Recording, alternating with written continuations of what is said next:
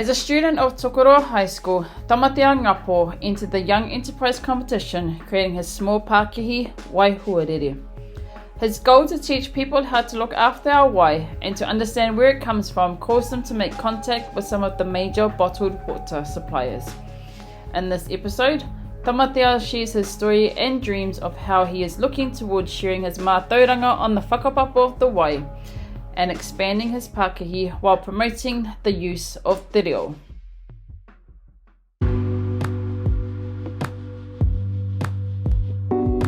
Kia ora, I'm Rangi and welcome to Oho Mauri. Oho Mauri is where I'll be having kōrero with some kick-ass people who were raised urban and their journey to discovering their tuakiri. From stories of disconnection and loss of identity to finding themselves and standing proud in who they are. Come along with me on this journey of awakening the mana and power of standing strong in who you are. Alright, tēnā tātou, welcome to another episode of Oho Mauri. Tonight I'm having a kōrero with an amazing tāne Māori who has started his own business alongside his partner. He's doing stuff with the finances as well. But if I can get you to introduce yourself first. Kia ora te whānau, ko Tamatea Ngapo tōku ingoa, huri tēnei no pare hauraki. Ko Ngāti Tamatera, ko Ngāti Pūkenga, ko Ngāti Parau oku nei iwi, ko Maru Tuahu te tangata. Yeah. Oh, sorry, you can keep going if you want. I hate to pai. Okay, so following on from that, if you can give a little bit of your backgrounds, so growing up and getting to where you are today. So I grew up in Tokoroa and I went to Wharekura for 11 years at Te Kaukauroa Pātitiri, and then from there I journeyed on to Tokoroa High School for 2 years. And at Tokoroa High School that was where I started Wai Huarere. When we had the Young Enterprise competitions coming up. And I needed to come up with an amazing idea, and I thought, just what way can I don't know, do a business that is different from other businesses, and not like one of the things I was going off is that harai te mea ko te pūtea te mātāmua or te Pakihi. Money was not and hasn't been the goal of the business. It's to promote our awa Māori and to help teach people how to look after our wai, to know where it's coming from, the whakapapa, and to promote the use of te reo. Yes. So if you can just talk a little bit about what Wai Huarere is, just for people who might not have heard of it. So Wai Huarere is, as I said, was started by me in school, and if you haven't heard of it, it's more than just a pātara wai, but it is a pātara wai, and it's got the whakapapa of Te Waihau, based a river in awa just outside of Putararu, otherwise known as the Blue Springs, and it's got a beautiful picture of our awa on the bottle, and it's got a quick whakapapa story in te reo and English so everyone can learn, and it acts as, I don't know, not just promoting the awa, but promoting our reo and teaching people how to speak te reo.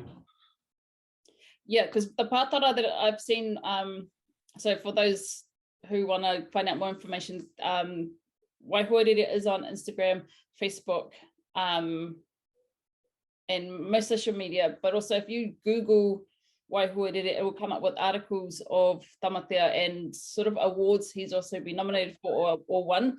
So it's really cool to go away and research. But the pātara itself is really beautiful. And I've seen your photos that you've posted, and shared in regards to what it looks like. Where did the design come from? The design was made, I think it took a long time. I just designed it through, I think it was Photoshop. And I just spent hours and hours and hours on there making it. And it's a lot harder to do it, I don't know, digitally on a computer than it would be to draw it. Yeah. And then I just looked for a picture of the awa and added that in. Cool. One thing I've read up on you is, and it's sort of a big reason, and you sort of touched on it a little bit, but there's a lot of major water bottle companies or water companies who take wai from your awa. And I can't remember where I read it, but there was just something on there where you were trying to work alongside them or trying to get them to share, at least acknowledge where they got the wai from. Yeah. So can you share a bit about what that journey was like? Yeah, so the big one taking water from there is pump and I think it was blue spring water or kiwi blue water, which I then figured out was actually just Coca-Cola in different brands. And like when you buy a pump bottle or the kiwi blue bottle, it's the exact same water. And it's just them branding it differently. Yeah. And they're the ones who actually take 80% of the wai from there. Wow. And bottle it. That's a lot. Yeah, and I always thought that pump and all these companies were different, but it's actually it's just different packaging.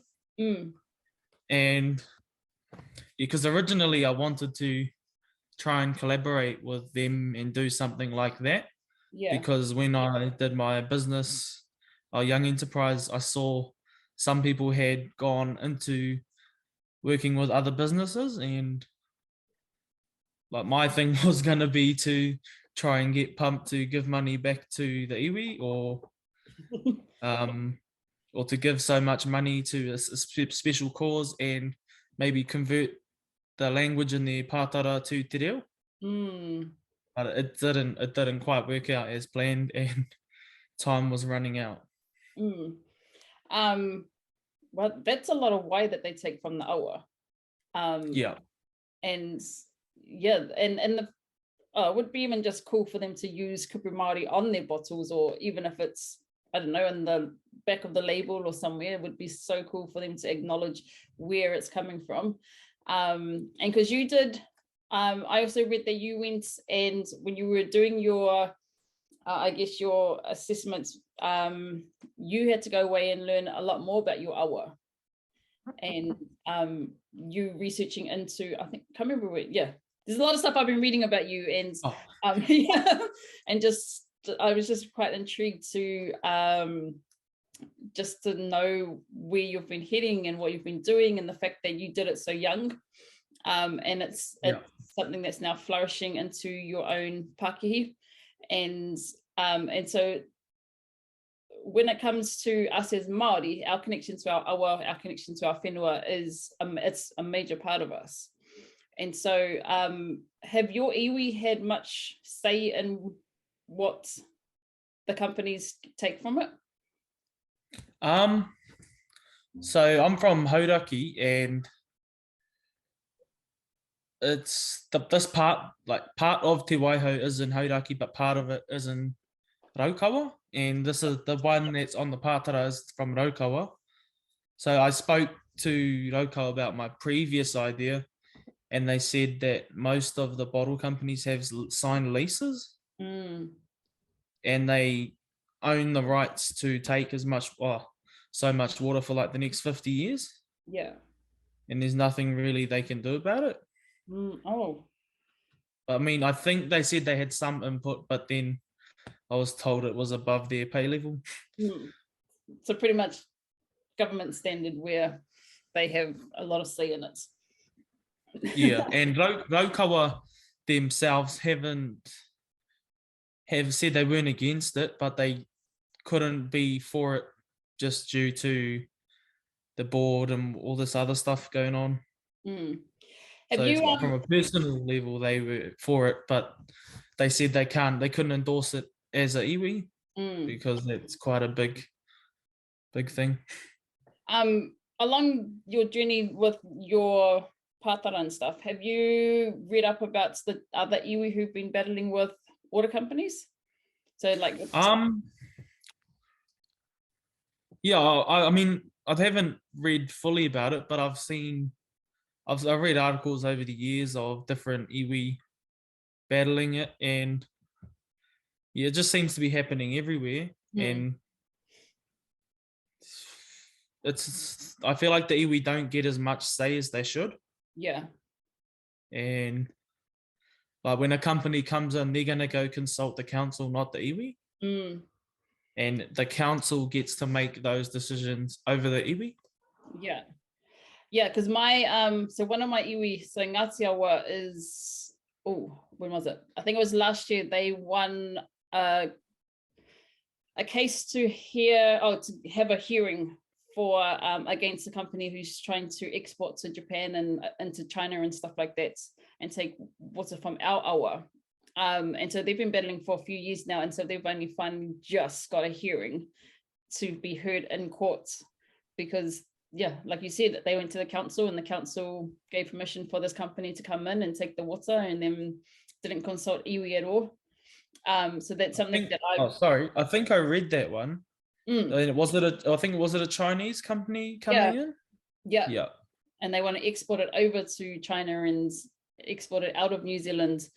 So that's sort of the other reason why I want to discuss it with you, because it's something that my people themselves are battling with at the moment, is trying to stop the companies coming in and taking from the awa, and it's not going to happen overnight. It's going to be quite a long battle.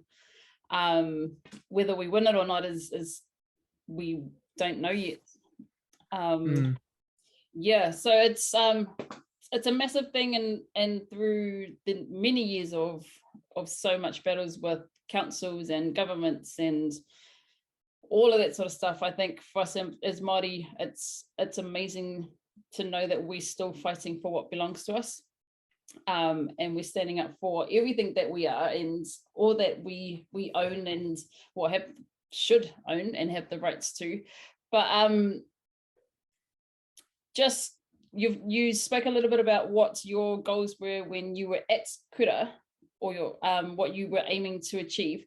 What do your goals or aspirations look like now in regards to your Pakihi? Yeah, probably now I'm looking at just expanding a bit more and not just having, just one awa. Maybe doing different awa around Aotearoa, and just expanding it, and not because it's quite narrow at the moment, or I could be doing more. Can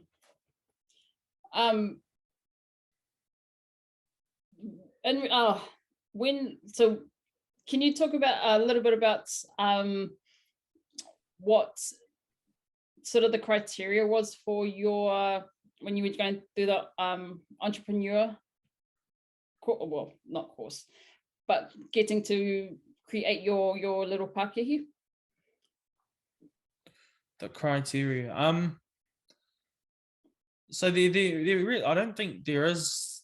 I mean, there probably is a criteria, but it's just to have a good idea and be able to deliver on that.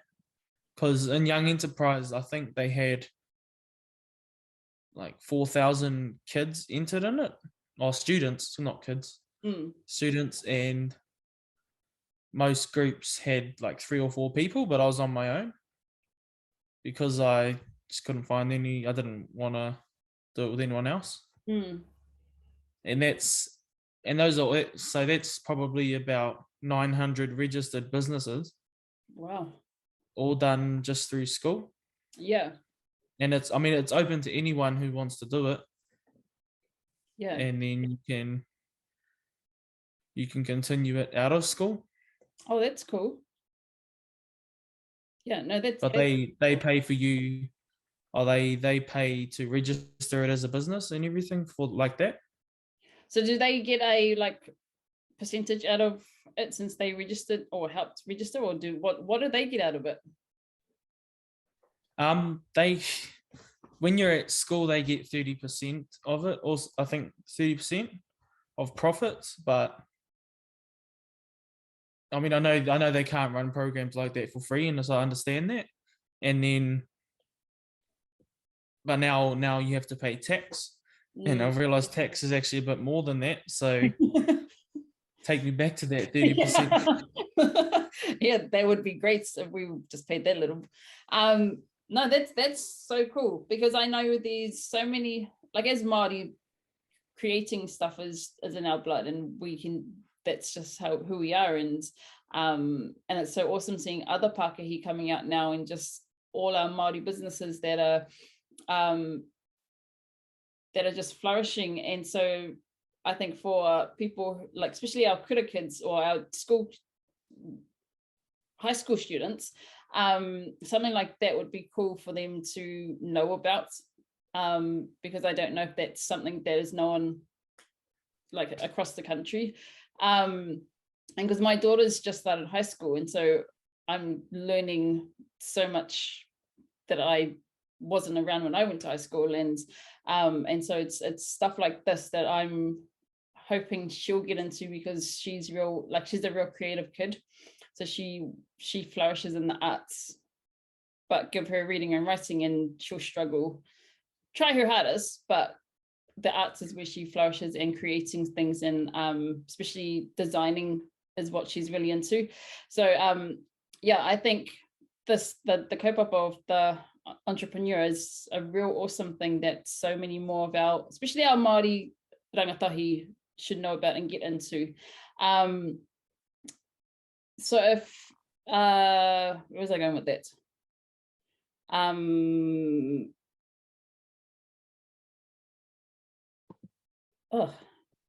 Lost train of thought. What are your hopes like in regards to these big bottle companies? Do you envision that they might eventually come on board, or want to add change or something? Yeah, I haven't actually made contact. I haven't tried to make contact with them since I was back in school before Wai Huarere started, or when it didn't even have a name back then when I was approaching them. But you're just making me think now that maybe I should just see if they want to get on board, because it's a great kaupapa, and it'd be good to have them on board because they have a lot of say. Yeah. And sorry, carry on. That's all good. No, you go. Do you have hopes to help that the rangatahi coming through, or mentoring, or sharing your Mātauranga with the next generation? Oh yeah, definitely. Yeah, I wanted to go back as a mentor on the Young Enterprise program, hopefully this year or next year, to help. Well, just be helping other students in the same situation, doing the same things, and it's pretty stressful. I must admit that. You got a lot of, because you do it on top of your normal schoolwork. Okay. So say I did it through business studies, but I don't actually think you have to do business studies, but you got all your business studies assignments, and then for the Young Enterprise, they've got their own assignments for you as well. So it becomes a bit of a challenge there, but if you get help from your whānau, and so in some cases your teachers, if they're really nice, yeah, then you'll be good. Oh, cool. But no, there's no reason why everyone shouldn't have a business. they're cool in that way and can spread the message. You can you spread the messages, teach our reo, and try and influence these big companies that without that, like I learned that social media and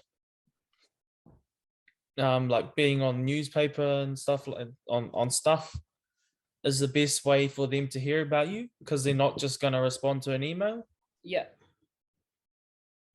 Yeah, and I So think that's social media is, I think it is the modern way of contacting big companies. yeah. And I think that's one really awesome thing that I love about you and Kahu is the fact that you're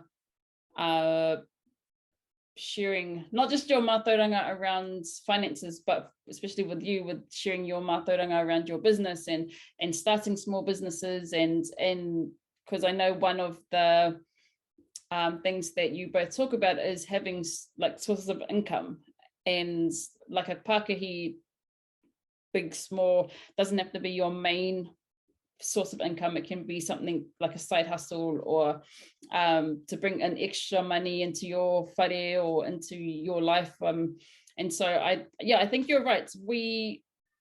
So many of us have ideas and we have all these thoughts and want to do all this stuff, but we lack the motivation to sort of push ourselves to get into it. And so I'm really looking forward to hearing how your mentoring goes when you get back into the kura and share or guide and mentor someone who's on the same path as you, because that's not only going to build them up, but I know it's going to bring a lot of joy to yourself as well. So if you were to offer words of encouragement to our next generation, what would you say to them?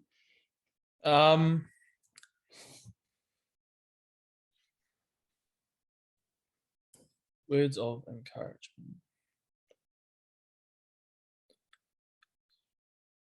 Work hard, be creative, and everything is possible. Everything is possible. Anything is possible, and if you put your mind to it, you'll achieve it. And every success has multiple failures. And like when I thought of, like, as I said, when I thought of Wai Huarere and the pātara, I originally I never actually was gonna make my own water bottles and sell them like that. I was gonna approach Pump and work with them, but then when plan B fails, or when plan A fails, you have other plans. Yeah. And then it all falls together and works well. And yeah, I'm happy with where it's at and where it's heading in the future. And yeah, just encourage everyone and anyone with an idea or whakaaro to start their own business or do what they're passionate about. Yeah. That's awesome advice. And I think that's an area that we struggle with, is the failure parts, where we think everything's got to go right. And then when something doesn't go right, we sort of freak out and give up. But yeah, no, amazing kōrero. So just a couple more pātai. So what, and these are sort of how I've started wrapping up my kōrero, but what brings you the most joy when thinking about who you are?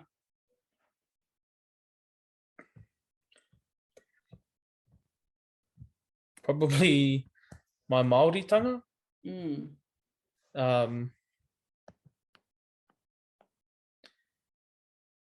Just where I've come, or how far I've come, and where I see myself in the future.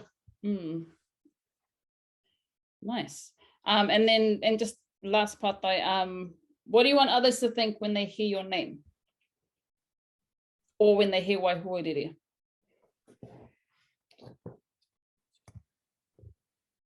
That he's on a mission to empower the younger generations to learn about their awa, and create their own businesses. Love that. That's awesome. Well, e te rangatira anei rā kumahi nui ki a koe rungi e tēnei kaupapa o Pakihi. Just so many like beautiful things that are coming from your little business and your mahi that you pretty much started in high school, which most 17, 18-year-olds aren't even on track of wanting to make a change or make a difference, or that's not even in their minds.